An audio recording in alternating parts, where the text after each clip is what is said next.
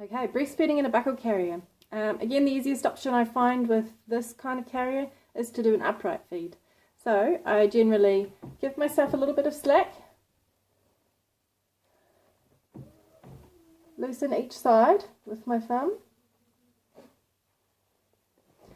and then I can also loosen the waist buckle just a little bit. You don't need much.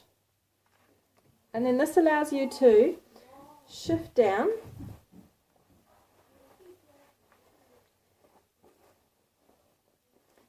Okay, then shuffle over to whichever side I want to breastfeed on.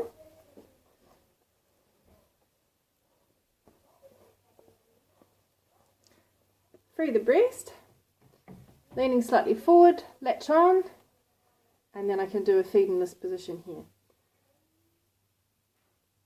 When baby has finished feeding, again you make sure that you delatch, lift them back up to the right height, and then readjust the carrier.